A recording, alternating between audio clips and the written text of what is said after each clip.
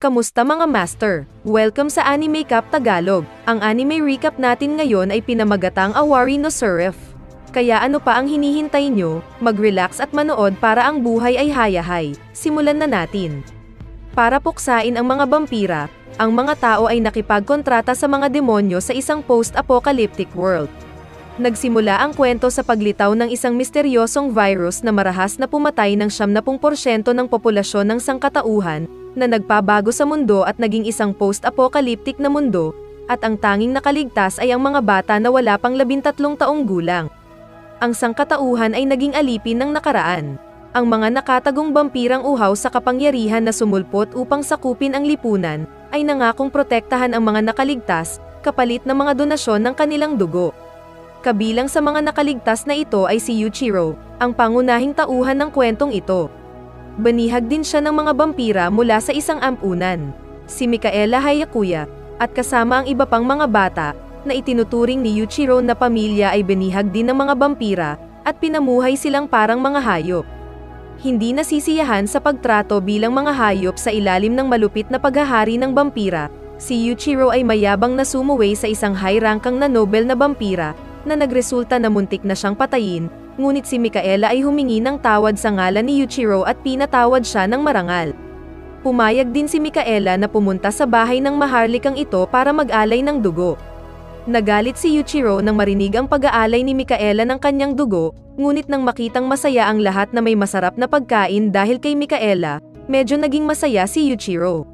Hating gabi, umuwi si Mikaela at nakita niyang gising pa rin si Yuichiro na naghihintay sa kanya. Sinurpresa ni Mikaela si Yuichiro ng isang baril at mapa ng lugar na ninakaw niya sa kastilyo ng maharlikang iyon. Pagkatapos ay nagmumungkahi si Mikaela ng isang mapaghimagsik na plano sa pagtakas sa lahat. Mataktika silang sumulong, at hindi nagtagal sila ay nakarating sa exit gate, ngunit sa kanilang pagkabigla ay nakita nilang naghihintay sa kanila ang mataas na ranggo na nagngangalang Ferret. Alam niyang ninakaw ni Mikaela ang mapa at baril, pero hinayaan niya ito para mahuli sila ngayon. Hindi nagpahuli sina Yuichiro at Mikaela. Sinabi niya sa lahat na tumakbo patungo sa exit, ngunit sa kanilang pagkabigla, ang bilis ni Ferret ay nasa ibang antas. Pinatay niya lahat maliban kay Yuichiro at Mikaela. Sa wakas, sinabihan ni Mikaela si Yuichiro na tumakbo at hahawakan niya ang maharlikang vampira. Inatake ni Mikaela si Ferret pero nasaksak siya sa dibdib, pagkatapos ay sinurpresa na inatake ni Yuichiro si Ferret, at binaril siya sa ulo. Ngunit ang nakakalungkot, ang lahat maliban sa kanilang dalawa ay pinatay, at ngayon ay nasa bingit na din ng kamatayan si Mikaela. Sinabi ni Mikaela kay Yuichiro na tumakas na at maging malaya, ngunit ayaw siyang iwan ni Yuichiro ngayon, dahil ang tingin niya sa kanila ay kanyang pamilya. Sa huling hininga ni Mikaela ay muli niya itong sinabihan na tumakbo. Nang walang natitirang pagpipilian, tumakbo si Yuichiro patungo sa exit at sa wakas siya ay nakalaya na. Nakakapagtaka, may nakita siyang 3 tao na papalapit sa kanya. Ipinakilala nila ang kanilang sarili bilang isang unit ng pagpuksa ng hukbo ng demonyong imperial ng Hapon, kung saan nakatira ang mga nakaligtas na tao. Simula noon ay nagdesisyon si Yuichiro na lipulin ang bawat vampira sa mundo. 4 na taon na ang lumipas, napapaniginipan pa rin ni Yuichiro ang malagim na nakaraan na bumabagabag sa kanya tuwing gabi. Biglang may lumapit na halimaw sa kanya pero hindi man lang natakot si Yuichiro. Dumiretso siya sa pag-atake at mahusay na umiwas, pagkatapos ng isang hampas ay napatay niya ang halimaw. Pagbabago ng eksena, nasa classroom si Yuichiro. Si Yuichiro ay nag-iisip kung paano sumali sa Vampire Extermination Unit, at hanggang sa siya ay sumali kailangan niyang mag-aral at magsanay ng mabuti. Nakipagkita rin si Yuichiro kay Shinoa Hirogi at Yoichi. Gusto rin ni Yoichi na sumali sa Vampire Extermination Unit. Tulad ng iba, may nakakalungkot din siyang nakaraan kaya naman gusto niyang maghiganti sa mga vampira. Ngunit biglang may nabalita ang pag-atake ng vampira sa akademya. Nang hindi nag-iisip ay tumakbo si Yuichiro patungo sa vampira. Hindi nagtagal ay nakarating siya sa harap ng vampirang iyon, at ginawa ang unang pag-atake. Hindi naman mahina ang vampira at pantay-pantay ang tugma nila, pero dumating si Yoichi para tumulong. Sa wakas, nahulog si Yuichiro at ang vampira mula sa gusali, ngunit ang espada ni Yuichiro ay nasaksak sa dibdib ng vampira. Ang espada ay hindi enkantado kaya naman hindi ito kayang patayin ang vampira, ngunit pagkatapos ay dumating si Gurren at pinatay siya ng napakadali. Si Gurren ay ang pinuno ng Moon Demon Company na isang nangungunang grupo sa Royal Demon Army. Pagkatapos makitaan si Yuichiro ng potensyal sa pakikipaglaban sa vampirang iyon ay isinali niya si Yuichiro sa kanyang grupo bilang miyembro ng Moon Demon Company. Inimbitahan din ni Gurren si Yoichi na sumali sa parehong grupo. Bukas ng umaga ay malalaman ni Yuichiro na si Hiragi ay nagmamay-ari din ng isang cursed gear, isang sandata na maaaring pumatay sa vampira. Matapos makita ang sinumpaang sandata, gustong subukan ni Yuichiro ang kapangyarihan nito. Ngunit pagkatapos ng ilang sandali na pakikipaglaban, naiintindihan niya na ang cursed gear ay may napakalakas na kapangyarihan, at hindi niya matatalo si Hiragi ng walang cursed gear para sa kanyang sarili. Pagkatapos ay nakatanggap si Yuichiro ng balita na may pumasok sa cursed room kung saan gumigala ang mga demonyo. Binalaan ni Hiragi si Yuichiro na huwag gumawa ng gulo at masangkot sa isang demonyo. Tuluyan ng binaliwala ni Yuichiro ang mga salita ni Hiragi at sumulong para makuha ang cursed gear. Gamit lamang ay purong kasanayan, pasurpresang inatake ni Yuichiro ang kalaban at nakuha ang cursed gear, ngunit hindi iyon ang katapusan. Sa pamamagitan ng paghawak sa cursed gear na iyon, siya ay nakulong sa isang ilusyon na nilikha ng demonyo. Ang ilusyon ay tungkol sa kanyang nakaraan at gustong iparamdam ng demonyo sa kanya ang pagsisisi. Ngunit sinira ni Yuichiro ang ilusyon ng demonyo at bumalik sa totoong mundo. Nagulat si Hiragi nang makita niyang ganoon kadaling nabasag ang ilusyon ng demonyo. Sa ibang lugar, makikita na si Ferret, ang maharlikang vampira at ang nakakapagtaka ay nandoon din si Mikaela na dapat ay patay na. At dito makikita ang pagbalik sa nakaraan, nung nakatakas si Yuichiro sa Vampire Headquarter, isang nakakagulat ang nangyari. Ang reyna ng lahat ng vampira, na siya ring kasalukuyang pinuno ng mga vampira ay dumating doon at nakita ang pagdanak ng dugo. Bumangon si Ferret at sinalubong siya. Siyempre hindi namatay si Ferret, hindi mamamatay ang noble na tulad niya sa isang putok lang ng baril. Pero ang nakakagulat ay ang reyna ng mga vampira, ginawang vampira si Mikaela gamit ang kanyang dugo. Sa pamamagitan ng pagkuha ng dugo ng pinakamalakas na vampira, si Mikaela ay nakakakuha ng mas malakas na kapangyarihan kaysa sa sinumang marangal na vampira. Pagbabago sa eksena makikita na si Yuichiro ay nakikipaglaban sa isang tao, ngunit ito ay natapos agad. Si Yuichiro at ang iba ay pumunta kay Gurren para kunin ang kanilang cursed gear. Ipinakilala rin ni Gurren ang isang bagong miyembro na nagngangalang Kimizuki Shiho, na sasama sa kanila. Ngunit nagulat si Yuichiro nang makita siya dahil hindi nagtagal ay nag-away ulit sila. Bago ibigay ang mga cursed gears ay sinubukan sila ni Gurren gamit ang kanyang cursed sword na mapang-api na kapangyarihan. Ang lakas ng demonyo mula sa espada ay nagdulot ng kawalan ng malay sa mga estudyante. Ngunit ang nakakagulat ay ang grupo ni Yuichiro ay hindi nawalan ng malay, na dahilan upang makapasa sila sa pagsusulit na ito. Dinala sila ni Gurren sa isang espesyal na lugar kung saan inilagay ang pinakamataas na ranggo na cursed gear na may demonyong hari na Seliado sa loob. Pagkatapos ay ipinaliwanag ni Gurren na maaari nilang kunin ang sandata ayon sa gusto nila at kapag hinawakan nila ito ay magsisimula na ang ritual. Ang demonyo sa loob ay susubukang angkinin sila. Kailangan nilang maipanalo ang mind game dahil kapag natalo sila, ang katawan nila ay sesepian ng demonyo. At kung manalo sila, pwede silang makipagkontrata sa demonyo. Hindi nagdalawang isip si Yuichiro at kinuha ang espada sa gitna. Hindi nagtagal nagsimula na ang ritual, at silang tatlo ay dinala sa isang ilusyon na nilikha ng mga demonyo.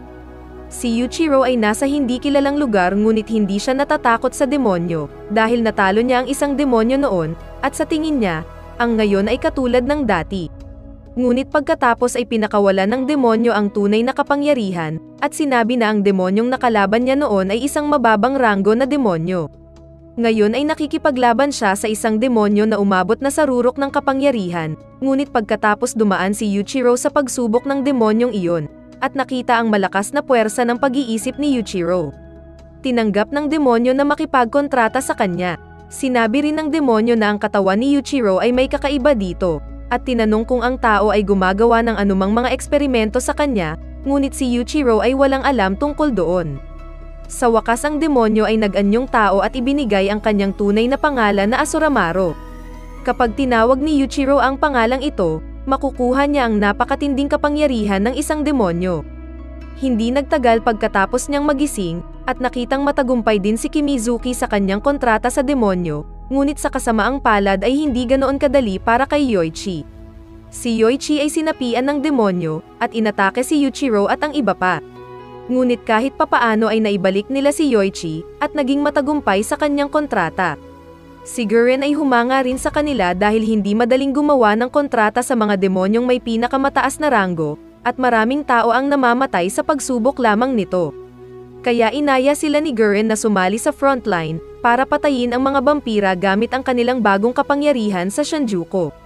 Samantala sa ibang lugar, sinabi ng reyna ng mga vampira na dumating na ang panahon at idineklara nila na makikipagdigma sila sa mga tao. Bukas ng umaga si Yuichiro at Hirogi ay pumunta sa Shinjuku at hindi nagtagal ay nakarating na sila sa headquarter. Pagkatapos ay nakikipagkita sila sa iba.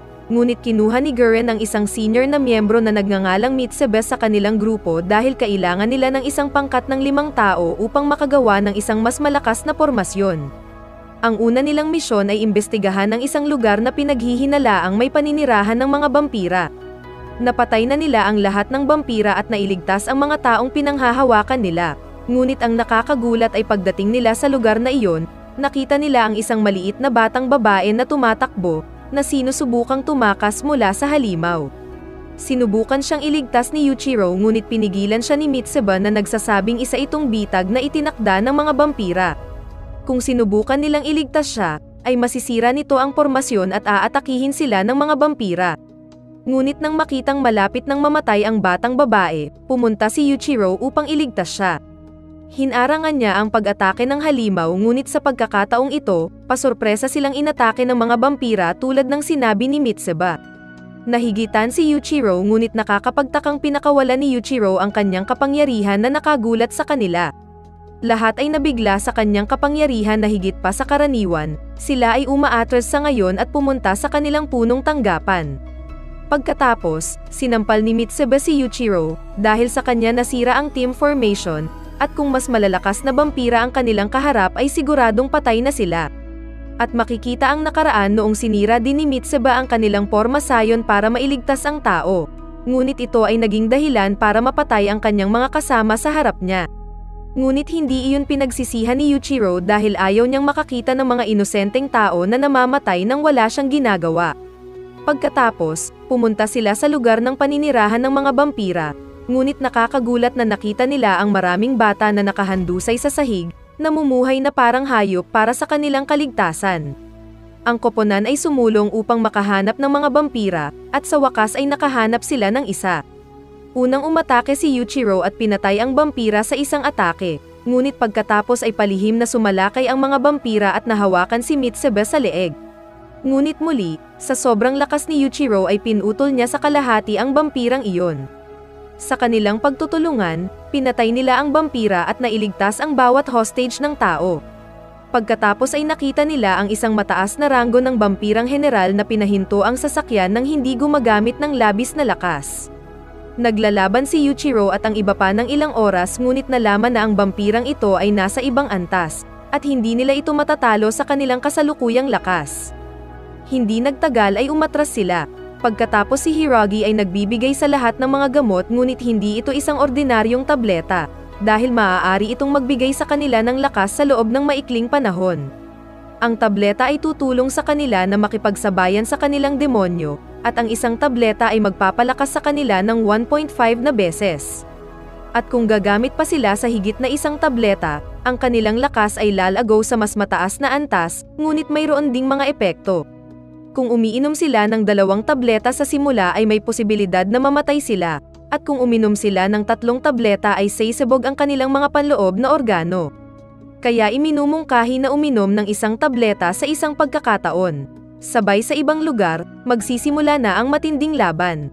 Ang mga miyembro ng Moon Demon Company at ang kanilang pinuno na si Gurren ay lalaban sa mga maharlikang vampira. Ngunit ang nakakagulat ay si Ferret at si Mikaela ay nasa gitna nila. Nag-away si Mikaela at Gurren, matindi ang laban nila pero mas malakas si Mikaela kay Gurren. Sa wakas ay tatapusin na sana ni Mikaela ang buhay ni Gurren, ngunit biglang dumating si Yuichiro na may matinding pag-atake at sinaksak siya sa dibdib. Pero hindi nagtagal ay nalaman ni Yuichiro na ang taong inatake niya ay ang nag-iisang pamilya niya na si Mikaela. Si Yuichiro ay nabigla at hindi makapaniwala at pinagsisihan ang lahat. Dumating din ang noble na vampire na nagngangalang Crowley Usford. Nang makitang nahihigitan sila ng mga vampira, si Gurren ay nagutos na umatras. Pero hindi hinayaan ng vampira na maka-atras ng ganun kadali, kaya dinala ni Mikaela si Yuichiro sa ibang lugar. Ayaw silang pabayaan ni Yuichiro, ngunit nang makita si Hiiragi at iba pa ay kakagaten na ng mga vampira, may nagising na isang halimaw sa loob niya. Isang dark energy wing ang lumabas sa likod niya na sobrang laki. Tuluyan ang nailabas ang maitim na enerhiya sa paligid niya at tila isang hari ng demonyo ang nagising. Sa isang hampas ay nawasak ang lahat ng nasa paligid niya. Sunod niyang inatake si Crowley na naglalabas ng mapanirang puwersa na lumikha ng malaking bunganga sa lupa. Si Crowley ay nabigla sa kapangyarihan ni Yuichiro, ngunit si Yuichiro ay walang malay ngayon. Para siyang sinapian ng kung ano, na nagresulta sa pag-atake niya sa lahat ng nasa paligid niya. Akmang sasalakayin ni Yuichiro si Hiiragi, ngunit pinigilan siya ni Mikaela sa pamamagitan ng pagharang gamit ang kanyang sarili. Sa pagkakaroon ng pagkakataong ito, niyakap ni Hiiragi si Yuichiro at sinubukang gisingin si Yuichiro at nakakagulat na gumana ito. Bumalik sa dati si Yuichiro pero maya-maya ay nawalan siya ng malay. Dumating din ang reinforcement mula sa Imperial Demon Army at iniligtas ang lahat sa pag-atake ng mga vampira. Pagkatapos ay makikita na si Hiiragi na papunta kay Gurren at tinanong kung bakit sila nag-eeksperimento kay Yuichiro. Sa huling eksena makikita na si Yuichiro sa hospital bed at si Hiiragi ay nakaupo sa tabi niya. Iyon ang katapusan ng unang season ng anime na ito. Kung nasiyahan ka sa video ay mag-subscribe at magkita-kita tayo sa susunod na video, at magandang araw! Kamusta mga master? Welcome sa Anime Cap Tagalog. Ang anime recap natin ngayon ay pinamagatang Awari no Surf. Kaya ano pa ang hinihintay nyo? Mag-relax at manood para ang buhay ay hayahay. Simulan na natin. Ito na ang part 2 para puksain ang mga vampira. Ang mga tao ay nakipagkontrata sa mga demonyo sa isang post-apocalyptic world. Sa nakaraang bahagi ng Awari no Surf anime recap, ang mga kasamahan ni Yuichiro ay tinambangan at nahuli ng mga vampira na mga nobles. Sa gitna nito, gumising ang nakatagong kapangyarihan ni Yuichiro, na sinira ang lahat ng bagay sa kanyang daanan. Pagkatapos ng matinding labanan sa pagitan ni Yuichiro at ng vampira na marangal na mga Crowley, dumating ang mga alagad mula sa Royal Demon Army. Pagkatapos gumugol ng ilang oras sa isang kama sa ospital, muling sumali si Yuichiro sa grupo ng pagpuksa ng mga vampira. Ngunit sa kanyang sorpresa, siya ay ipinatawag ng pamilya Hiiragi, na may hawak ng pinakamataas na awtoridad sa army. Sa kanyang paglalakbay, nakipagkita siya kay Gurren na humiling kay Yuichiro na bayaran siya sa lahat ng kanyang nagawa. Pagkaraan, dumating si Yuichiro sa lokasyong iniutos ng pamilya Hiiragi at nakita niya ang isang vampira sa kanyang harapan. Nang walang pag-iisip, nilipol niya ang vampira sa isang hampas. Pagkatapos ay ipinahayag ni Kureto na ito ay isang pagsubok ng katapatan upang matiyak na hindi siya isang taksil. Si Kureto Hiiragi, isang general sa Royal Demon Army, ay nagpahiwatig na mayroong isang taksil sa kanila na kailangang harapin sa lalong madaling panahon. Inalok ni Kureto si Yuichiro ng tunggalian upang subukan ang kanyang kakayahan, na malugod niyang tinanggap. Inilabas ni Kureto ang kanyang cursed gear na kapangyarihan, na nagdulot ng kidlat sa paligid niya. Ang tunggalian ay isang panig, dahil si Yuichiro ay natalo sa isang atake lang. Ang susunod na kalaban ni Yoichiro ay si Shinya, na gumamit ng sniper cursed weapon. Binaril siya ni Shinya, ngunit ang aktwal na pag-atake ay nagmula sa likuran, na ikinawala ni Yoichiro. Madali siyang natalo ni Shinya at ipinaliwanag na si Yoichiro ay isang simpleng kalaban na dapat talunin dahil sa kanyang mahinang kasanayan sa malapitang labanan. Sunod, nakita ni Yoichiro ang kanyang mga kaibigan na marahas na tinanong para mang-alap ng maraming impormasyon hanggat maaari.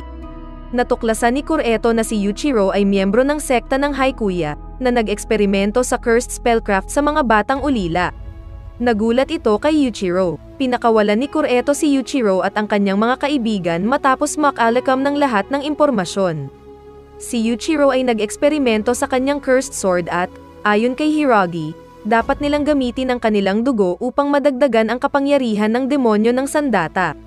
Sa gitna nito, nakita ni Yaochi ang 6 na halimaw na papunta sa kanila. Sa gulat ng lahat, ipinakita ni Yaochi ang demonyo ng kanyang cursed weapon at madaling nawasak ang mga halimaw. Nang mapansin ito ng lahat, ibinigay nila ang kanilang dugo sa kanilang cursed weapon para lumaki ang kapangyarihan nito. Sa sumunod na eksena, si Yuichiro ay nasa isang ilusyon na nilikha ng demonyo kung saan sinaksak siya ng kanyang ama, na tinawag siyang halimaw. Gayunpaman, hindi nahulog si Yuichiro dito at sinira ang ilusyon. Pagkatapos ay nilapitan niya si Ashiramo at humingi ng karagdagang kapangyarihan bilang kapalit sa pagiging kaibigan niya. Sumunod ay si Kamizuki, na nakikipaglaban sa kanyang demonyo. Sa kasamaang palad, hindi niya natalo ang demonyo at nadala siya sa isang ilusyon. Ang nakababatang kapatid na babae ni Kamizuki ay may sakit na walang lunas, at ang iba bukod sa kanya ay nagpasya din na alisin siya, ngunit hindi sumuko si Kamizuki sa kanya. Matapos magpumiglas ng kaunti, sinira niya ang ilusyon. Nagpasya sina Yuichiro at Kamizuki na subukan ang kanilang bagong nahanap na kapangyarihan sa isang tunggalian. Nakapagtataka, umatake si Yuichiro gamit ang kanyang bagong kasanayan, na naglabas ng malalakas na espada. Ngunit sila ay pinalihis ni Kamizuki. Ipinakita rin ni Kamizuki ang kanyang demonyo, na naglabas ng kabaong ng demonyo. Samantala, sa ibang lugar, naghihirap ang nag-iisang pamilya ni Yuichiro na si Mikaela sa pagiging vampira na labag sa kanyang kalooban. Gayunpaman, tumanggi pa rin siyang kumain ng dugo ng tao. Pinuntahan ni Mikaela ang reyna ng mga vampira, ngunit nauuhaw siya kaya kinagat niya ito sa leeg at inubos ang kanyang dugo sa lalong madaling panahon. Ipinahayag niya na ang huling labanan sa pagitan ng mga tao at mga vampira ay magsisimula sa Nagoya. Nakapagtataka, nagkaroon din ng misyon si Guren at iba pa na lipulin ang mga vampira sa Nagoya.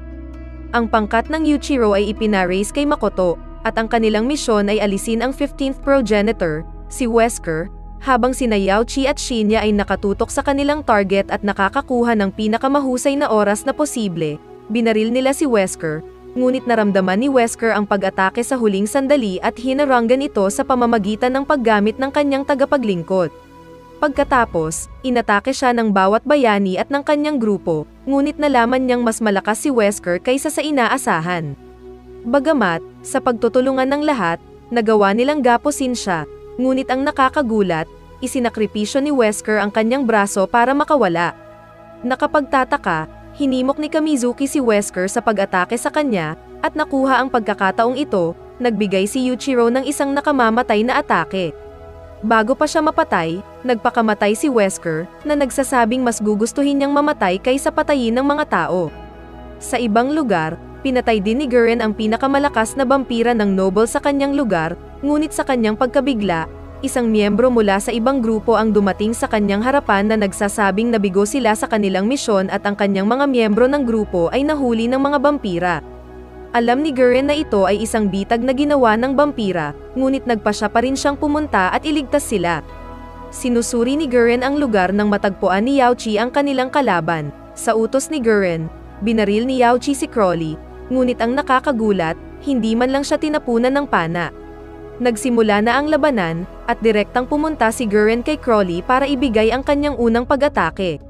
Sinubukan din ni Shinya na magbigay ng sorpresang pag-atake, ngunit pareho silang natalo ng kontra-atake ni Crowley. Sinubukan nilang tumakas, ngunit hindi nagtagal ay nahuli sila ni Crowley. Bagamat sinubukan ng koponan ni Yuichiro ang kanilang makakaya upang iligtas si Guren, hindi sila manalo laban sa lakas ng kalaban at umatras sa ibang lugar. May malaking pinaplano si Kirito Hirogi, na magiging sandata nila para sa tagumpay laban sa mga vampira. Samantala, naghihirap si Yuichiro dahil hindi niya nailigtas si Guren, na nag-alaga sa kanya mula pagkabata. Pagkatapos ay nagpasya siyang uminom ng 2 pang table tas para sa higit na lakas upang talunin si Crowley. Ngunit pagkatapos niyang inumin ang mga table tas ay sumabog ang kanyang mga panloob na organo at mas maraming dugo ang lumabas sa kanyang bibig. Sa gulat ng lahat ay tumigil din sa paggana ang puso ni Yuichiro. Hindi nagtagal ay natagpuan ni Yuichiro ang kanyang sarili sa harap ng kanyang demonyong si Asuramaro. Si Yuichiro ay muling humingi ng karagdagang kapangyarihan upang iligtas si Guren, na sinang-ayunan ni Asuramaro na ibigay. Ngunit ang pag-inom ng mga tabletang iyon ay isang pagkakamali dahil nagdulot ito ng labis na presyon sa kanyang katawan. Nakita ni Yuichiro ang isang trumpeta, ngunit hindi ito isang ordinaryong trumpeta, at ayon kay Asuramaro, ito ay isang bagay mula sa mga anghel. Binalaan niya si Yuichiro na huwag hawakan ito dahil maaaring mas mapanganib ang mga anghel kaysa sa mga demonyo, kaya mas mabuting huwag na lang lumapit dito. Hindi pinapansin ang kanyang mga salita, si Yuichiro ay sumulong na parang hinihipnotismo ng trumpeta. Nang wala ng ibang pagpipilian, sinaksak siya ni Asuramaru, na nagpabalik sa katinoan ni Yuichiro at ibinigay din ang kanyang kapangyarihan kay Yuichiro. Matapos magising, nang walang sinasabi, direktang pumunta si Yuichiro kay Gurren at ibinigay ang kanyang unang pag-atake kay Crowley. Laking gulat ni Crowley sa lakas ni Yuichiro dahil hindi siya ganoon kalakas noon at medyo interesado kung paano niya nakuha ang kapangyarihang ito sa maikling panahon. Pagkatapos ng ilang palitan sa pagitan nila, naunawaan ni Yuichiro na ang kapangyarihang ito ay hindi sapat para talunin si Crowley, kaya hinayaan niya ang kanyang demonyo na sakupin siya ng higit pa. At nakakagulat na si Yuichiro ay nagbagong anyo bilang isang kalahating demonyo na si Crowley at ang iba ay nagulat din nang makita ito gayunpaman tulad ng tungkol kay Yuichiro. Upang salakayin siya, nagpakita si Kamazuki kasama ang kabaong ng kanyang diablo at dinakip siya sa loob ng kabaong bago tumakas mula doon. Lumitaw si Mikaela sa harap nila habang sila ay tumetakas na galit na pasulong nang walang pakialam sa anumang bagay. Sa kasamaang palad ay nalampasan ng kalaban si Mikaela sa kabila ng kanyang bilis at noong si Shinya ay handang pumatay sa kanya, si Hiragi ay pumagitna upang iligtas siya. Tinanggap ng mga miyembro ng pangkat ni Yuichiro si Mikaela bilang miyembro ng kanilang pamilya at tinulungan siyang makatakas kasama si Yuichiro. Gayunpaman, nagulat sila nang makita ang isang malaking bilang ng mga vampira na papalapit sa kanila at pinalitan din ang maraming tao sa kanilang grupo pansamantala. Nagising si Yuichiro at napansin niyang malapit nang mawalan ng kontrol si Mikaela dahil sa pagnanasa sa dugo. Nang makitang naghihirap si Mikaela, inialok ni Yuichiro ang kanyang dugo sa kanya, ngunit ayaw inumin ni Mikaela ang kanyang dugo dahil ang paggawa nito ay magiging isang halimaw. Pagkatapos nilang magkaroon ng nakakatawang pagtatalo, pumayag si Mikaela na ubusin ang kanyang dugo. Matapos makalunok ng dugo ng tao, namumula ang mga mata ni Mikaela, at simula noon, hindi na siya tatanda. Sa ibang lugar, sinisisi ni Makoto at ng kanyang koponan si Hiragi dahil tinulungan niya si Mikaela na makatakas, na sinira ang porma sayon at nagresulta sa maraming casualty sa grupo. Pagkatapos, isiniwalat ni Shinya na si Kureto Hiragi ang nagutos sa misyong ito at na ngayon ay pinabayaan na sila ni Kureto para mamatay doon. Kaya nagpa siya si Shinya na suwayin ang mga utos na ibinigay sa kanila, at ngayon ang tanging gawain nila ay iligtas si Gurren. Nagiba ang eksena, nakita namin si Duran na binugbog ng mga vampirang nobles, ngunit ipinaliwanag ni Ferret na may pangalawang personalidad si Gurren at ito ay sinapian ng kanyang namatay na kasintahan.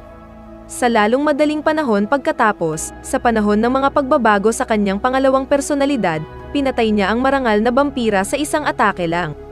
Higit na mas malakas si Gurren kaysa dati, ngunit ang reyna ng mga vampira ay kumilos siya at madali siyang napigilan. Dumating si Kureto Hiragi sa Nagoya, ngunit nagulat ang lahat, naglabas siya ng isang misteryosong lalagyan at sinimulang salakayin ang mga miyembro ng Moon Demon Company. Matapos makita ang pagkamatay ng kanyang dalawang natitirang mga kasamahan sa koponan, nagalit si Makoto at sinalakay si Kureto, ngunit hindi siya nagawang talunin. Nakapagtataka, nagpakita si Yuichiro nang malapit nang patayin si Hiragi para iligtas siya. Dumating din ang vampira sa sumunod na sandali nang makita ni Yuichiro si Gurren. Nakahinga siya ng maluwag nang makita siyang ligtas, ngunit kakaiba, ginulat siya ni Gurren sa pamamagitan ng pag-atake sa kanya, na matagumpay na napigilan ni Mikaela. Nag-away sina Gurren at Mikaela, ngunit sa gitna nito ay inutusan siya ni Kureto na lumipat ayon sa kanyang plano. Sa makatuwid, pinatay ni Gurren ang parehong mga vampira at tao nang hindi inaasahan. Ang lalagyan ay nagsimulang sumipsip ng dugo ng namatay, at mula rito, lumitaw ang isang misteryosong batang babae na dating sumailalim sa mga eksperimento ni Kureto. Nang makita siya ni Kamizuki, nakilala niya siya bilang kanyang nakababatang kapatid na babae. Matapos gamitin ang trumpeta ng anghel, sinubukan ni Kureto na eselyo siya at gamitin ang kanyang kapangyarihan. Biglang sinaksak ni Gurren si Kamizuki sa dibdib habang tinangka nitong iligtas ang kapatid. Si Gurren ay inatake ni Mikaela, na nagbigay kay Yuichiro ng pagkakataong umatake. Gayunpaman, sa huling sandali, huminto si Yuichiro at hindi kinuha ang buhay ni Gurren. Tinanong ni Yuichiro kung bakit niya ito ginagawa, ngunit sinagot ni Gurren ng isang espadang tumusok kay Yuichiro. Nagtagumpay si Kureto na gisingin ang demonyo ng pagkasira ng ikalimang trumpeta, na nagtataglay ng napakatinding kapangyarihan. Sinubukan ni Mikaela na tumakas kasama si Yuichiro hanggat kaya nila, ngunit ang kanyang mga sugat ay napakalubha, kaya hindi siya makagalaw. Dahil wala nang ibang pagpipilian, nagpa siya si Yuichiro na gamitin ang trumpeta mula noon, at muling binalaan siya ni Asuramaru. Matapos gamitin ang trumpeta, isang tore ng apoy ang pinakawalan mula kay Yuichiro, na ikinagulat ng lahat. Inutusan ni Kureto ang Destruction Demon na salakayin si Yuichiro, na madaling hinarangan niya. Ayon kay Aoi, nagising ni Yuichiro ang pangalawang trumpeta, si Salt King, na higit na makapangyarihan kaysa sa ikalimang trumpeta na demonyo ng pagkawasak. Nagpakita si Yuichiro ng ganap na kakaibang pag-uugali na parang nasa ilalim ng impluwensya ng ibang tao. Hinarangan niya ang isa pang malakas na pag-atake mula sa Destruction Demon at nagpakawala ng isang mapangwasak na pag-atake na napakalaki na pareho nitong pinatay at winasak ang Destruction Demon sa atake lang. Gayunpaman, ito ay malayong matapos. Inatake ni Kureto si Yuichiro dahil ang mga plano niya noon ay nasira niya, ngunit hindi niya nagawang talunin si Yuichiro. Nang sasalakayin na sana ni Yuichiro ang iba, sana ay pinigilan siya ng kanyang demonyong si Ashiramo at nawalan ng malay. Aatake na sana si Mikaela ni Crowley, ngunit hinarang ng Vampire Queen ang pag-atake at sinaksak siya nito. Sa pagkakataong ito, nagulat siya sa pag-atake ni Ferret. Sa kabutihang palad, ang koponan ni Yuichiro ay nakapag-retreat kasama sina Mikaela at Makoto. Makalipas ang ilang buwan, sa paninirahan ng mga vampira, lahat ay naghihintay sa pagdating ng kanilang bagong hari na dumating pagkaraan ng ilang sandali. Sa huling eksena, nakita ka namin at ang iba pa sa isang beach, nagpaplano ng kanilang susunod na paglipat. Iyon na ang katapusan ng anime na ito, at taos puso akong umaasa na nagustuhan mo ito.